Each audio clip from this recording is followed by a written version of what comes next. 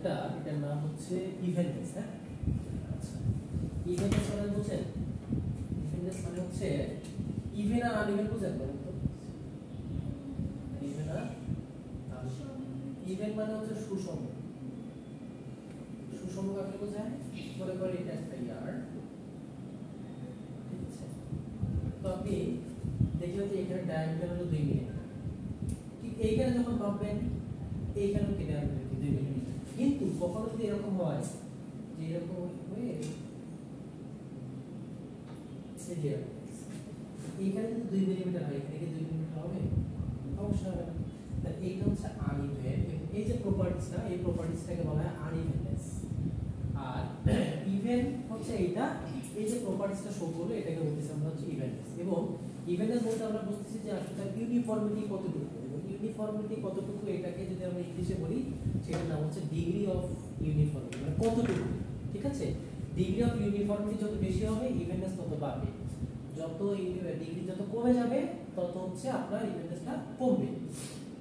এবং এই ইভেননেস এবং আনইভেননেস কাদের ক্ষেত্রে দেখা যায় সেই কথাগুলো এখানে বলা আছে, যে স্লাইভার, রোভিং এবং ইয়ার্স। তাহলে আমি জাস্ট ইয়ারটা দেখাই, এটা স্লাইভার হইতে পারে, এটা রোভিং হইতে পারে। রোভিং ওই যে দেখা যাচ্ছে রোভিং, ঠিক আছে। এখন এই ইভেননেসটা আমি আপনাদের জাস্ট দেখাই, এটা হচ্ছে ডায়ামিটার দ্বারা, কিন্তু এই ইভেননেসটা মেজার করা যায় বিভিন্ন ভাবে। একটা হচ্ছে ডায়ামিটার তো আছে, টুইস্ট। আপনি দেখলেন যে এইখানে হচ্ছে টুইস্ট, টুইস্ট এই জায়গায় দেখলেন যে প্রতি সেন্টিমিটারে সাপোজ 40টা আছে, কিন্তু এইখানে যখন আপনি 1 সেন্টিমিটার নিলেন, যদি এইখানে যদি 40টা না থাকে তাহলে এইখানেও কি হবে? এটা তো আনইভেননেস হবে, কারণ আপনি তো সামঞ্জস্যতা পাচ্ছেন না, কনসিস্টেন্সি পাচ্ছেন না। এছাড়াও ওয়েট পার ইউনিট লেন্থ, আপনি এইখানে সাপোজ 1 সেন্টিমিটার নিলেন, দেখবেন যে এখানে হচ্ছে আপনার এটা আসলে 5 গ্রাম। সাপোজ আপনি এখানে যদি এসে দেখেন যে এটাও 5 গ্রাম, দ্যাটস ওকে, এবং এটাকে বলতে আমরা ইভেননেস। কিন্তু এইখানে যদি আমরা দেখি এইটা যদি 5 গ্রাম হয় পার সেন্টিমিটার, এখানে কি 5 গ্রাম হবে? হবে না। দ্যাটস ওয়াই ইভেননেস আমরা হচ্ছে মেজার করতে পারি বেশ কয়েকটা ফ্যাক্টর দ্বারা। ফার্স্ট অফ অল হচ্ছে ডায়ামিটার, সেকেন্ড হচ্ছে আপনার হচ্ছে টার্নস পার ইঞ্চি, যেটাকে বলছি টুইস্ট। হ্যাঁ, টার্ন দেওয়া এই যে এইটা। আর লাস্ট হচ্ছে আপনার ওয়েট পার ইউনিট লেন্থ। এবং এই ইভেননেস এবং আনইভেননেসের কারণে যে যে ফ্যাক্টরগুলো আপনার চেঞ্জ হবে সেটা হচ্ছে আপনার স্ট্রেন্থ চেঞ্জ হইতে পারে, ঠিক আছে। তারপর হচ্ছে আপনার এই জায়গায় যে অ্যাস্থেটিক্স ইফেক্ট, অ্যাস্থেটিক মানে হচ্ছে আপনার এই জায়গায় যে যেরকম দেখা যাবে এই জায়গায় তো কি ডিফারেন্ট দেখা যাবে না, কারণ রিফ্লেকশন তো সেম হচ্ছে না। দ্যাটস ওয়াই এখানে অ্যাস্থেটিক প্রপার্টিসটা কি হবে? আমাদের চেঞ্জ হবে। তাহলে আমরা দেখলাম যে ইভেননেস মানে হচ্ছে সুষমতা, এবং এটাকে ইংরেজিতে বলতেছি আমরা হচ্ছে ডিগ্রি অফ ইউনিফর্মিটি। এবং এই ইভেননেস হচ্ছে বেশ কয়েকটা ফ্যাক্টরস দ্বারা হচ্ছে আপনার প্রভাবিত হয়, সেগুলো হচ্ছে একটা টুইস্ট, একটা হচ্ছে আপনার ডায়ামিটার, আর একটা দেখলাম হচ্ছে আমরা ওয়েট পার ইউনিট লেন্থ। এবং এর কারণে হচ্ছে আমাদের অ্যাস্থেটিক প্রপার্টিস চেঞ্জ হতে পারে, এছাড়াও চেঞ্জ হতে পারে হচ্ছে স্ট্রেন্থ। ক্লিয়ার? এই কথাগুলো হচ্ছে এখানে বলা আছে। এবং আরেকটা কথা যদি আমরা বলি যে ন্যাচারাল যে ফাইবার যেগুলো আছে, তো এইগুলো তো প্রকৃতি কর্তৃক হচ্ছে নিয়ন্ত্রিত, তাই না?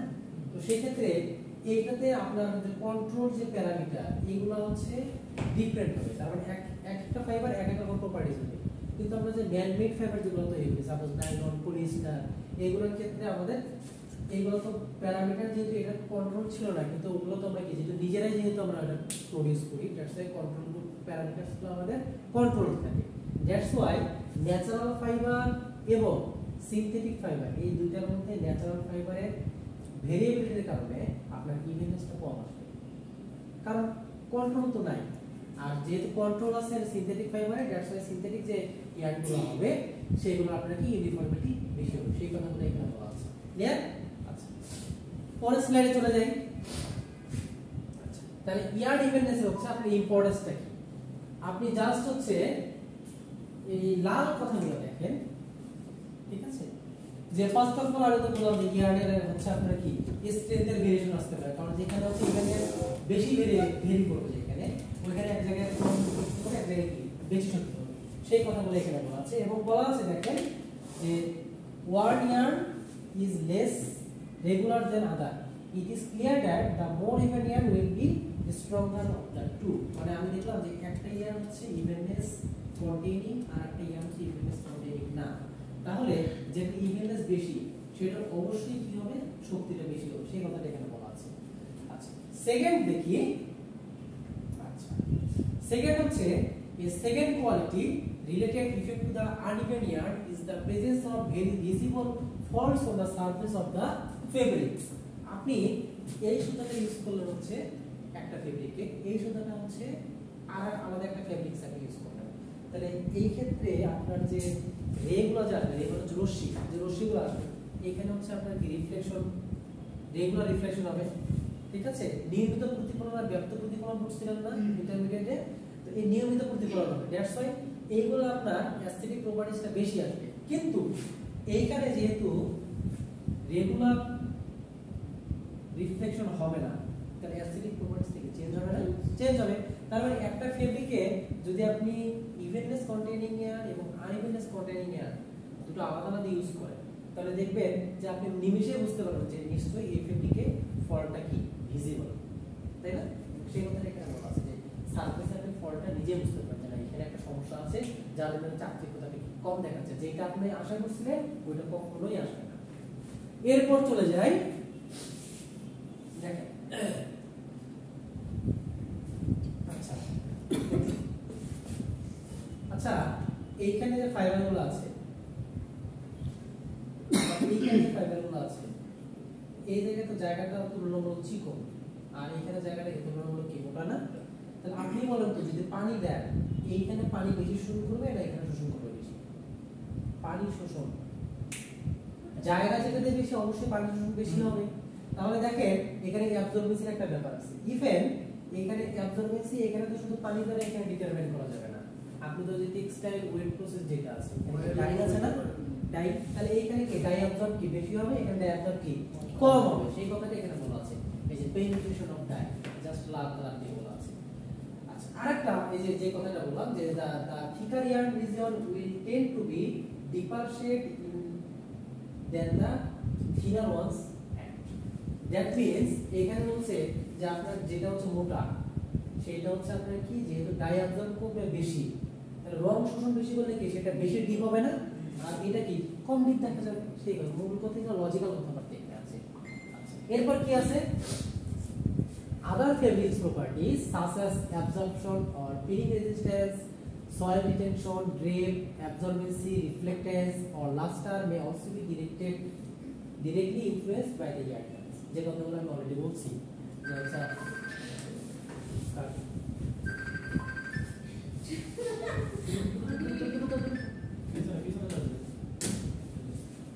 তো এখানে যে কথাটা বলছি যে অ্যাবজর্বেন্সি, এই যে শোষণ ক্ষমতা সেটার কথা বলা আছে, তারপর আমি অলরেডি বললাম যে অ্যাস্থেটিক প্রপার্টিজ যেটা দ্যাট ইজ লাস্টার প্রপার্টিজ, সেই কথাগুলো এখানে বলা আছে। তাহলে আমরা যদি চলে আসি যে আসলে ইয়ার ইন্ডিপেন্ডেন্সের ইম্পর্টেন্সটা কি, ফার্স্ট অফ অল হচ্ছে এটা স্ট্রেংথের একটা ভেরিয়েশন আসবে এখানে, সেকেন্ড হচ্ছে এখানে সারফেসে যে ফল্ট আছে ফেব্রিকে সেটা সহজেই বোঝা যাবে, থার্ড হচ্ছে আমরা দেখলাম যে ডাই পেনিট্রেশনের একটা ব্যাপার আছে যার কারণে আমরা এখানে কি লাইট শেড পাবো এবং ডিপ শেড পাবো। এরপর হচ্ছে এখানে বিভিন্ন property suppose abrasion, pilling resistance, soil retention, drape, absorbency, তারপর লাস্টার্স ইফেক্ট, দ্যাট মিন্স যেটাকে আমরা বলছি অ্যাস্থেটিক ইফেক্টস, সেই কথাগুলো এখানে বলা আছে। এরপর ইরেগুলারিটি, আনইভেননেস যেটা ইরেগুলারিটি সেম, আনইভেননেস এবং ইরেগুলারিটি কি দুইটা সেম। এখন ইরেগুলারিটি কি কি রকম হইতে পারে, ওই যে এক জায়গায় ওয়েট কম এক জায়গায় ওয়েট বেশি, তাহলে ওয়েট পার ইউনিট লেন্থ হইতে পারে, সেই কথাটা এখানে বলা আছে। সেকেন্ড হচ্ছে বলা আছে ডায়ামিটার, এই যে ডায়ামিটার কম বেশি যেটা দেখাইলাম। এরপর হচ্ছে হেয়ারিংনেস, আচ্ছা এইখানে হেয়ারিংনেস কম হবে এখানে হেয়ারিংনেস বেশি হবে, কারণ এই জায়গায় ফ্রিকশনটা বেশি পাচ্ছে। তারপর কি আছে স্ট্রেথের একটা ব্যাপার আছে, কালারের একটা কারণ, এখানে কালার হচ্ছে বেশি হবে এখানে কালার কি কম হবে। দ্যাট মিন্স আমি যে বেসগুলো দিয়ে দিচ্ছি ওই বেসগুলো জাস্ট এখানে বারবার রিপিটেশন হচ্ছে, জাস্ট একটু স্পেসিফিক জাস্ট চেঞ্জ হচ্ছে আর কিছু না। এরপর ইরেগুলারিটি যে আমরা চিনবো বা একটা ম্যাথমেটিক্যাল এক্সপ্রেশন সেটাকে আমরা কিউ পার্সেন্টেজ ইরেগুলারিটি, এটা ইউ দ্বারা বোঝাচ্ছে ইউনিফর্মিটি না আনইভেননেস, আনইভেননেস ইউ দ্বারা কি আনইভেননেস, আনইভেননেস পার্সেন্টেজ। আচ্ছা এবং এইটা আমরা বের করতে পারবো হচ্ছে যদি আমরা মিন ডেভিয়েশনকে যদি আমরা মিন দ্বারা ডিভাইড করি, তাকে যদি পার্সেন্টেজে প্রকাশ করি, সেটা হচ্ছে আমাদের ই পার্সেন্টেজ। যেহেতু পার্সেন্টেজ আছে, আপনারা তো মনে যে স্ট্যান্ডার্ড ডেভিয়েশন তারপর হচ্ছে মিন এবং স্ট্যাটিস্টিক্স পড়ার কথা, এই কারণে এই যে summation of xi - x bar by এটা হচ্ছে কি মিন ডেভিয়েশন। আচ্ছা, এরপর যাই সিভি পার্সেন্টেজ। তো এগুলো সমস্ত ব্যাপার স্যাপারগুলো হচ্ছে আপনার স্ট্যাটিস্টিক্স করতেছেন না ওইখানে সব। তাহলে হচ্ছে আমরা যদি মিন ডেভিয়েশনকে মিন দ্বারা ডিভাইডেড করি, তাহলে যেটা হবে সেটা হচ্ছে আনইভেননেস পার্সেন্টেজ। আর যদি স্ট্যান্ডার্ড ডেভিয়েশনকে যদি মিন দ্বারা ডিভাইডেড করি, সেটা পাবো হচ্ছে সিভি পার্সেন্টেজ। তো মনে রাখবেন যে পার্সেন্টেজ যত বেশি হবে, দ্যাট মিন্স আমি আপনাদেরকে একটু সহজে বুঝাই যে হচ্ছে সিভি পার্সেন্টেজ সূত্র নিয়ে, যে স্ট্যান্ডার্ড ডেভিয়েশন বাই হচ্ছে মিন ইনটু কত 100। আচ্ছা, আপনি আমাকে বলেন তো যে সিভি পার্সেন্টেজ যদি বেশি হয়, মিন বেশি হবে নাকি স্ট্যান্ডার্ড ডেভিয়েশন বেশি হবে? আপনি একটু বলেন। সাপোজ মনে করেন 2 দিলাম, 2 ইকুয়ালস টু 6/3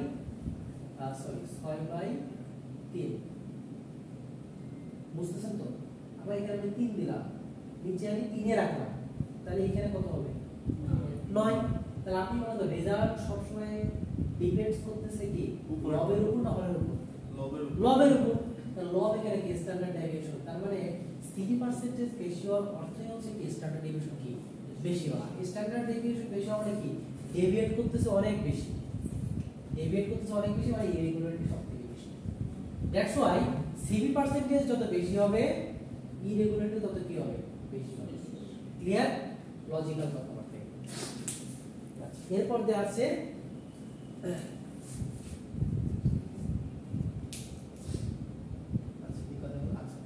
এখন ইরেগুলারিটি যে আমাদের ক্রিয়েট হচ্ছে তার মেইন রিজনগুলো কি? ফার্স্ট যে রিজন বলতে চাই যে আমাদের র ম্যাটেরিয়াল যদি খারাপ হয় তাহলে ইরেগুলারিটি আমরা কি বেশি পাবো।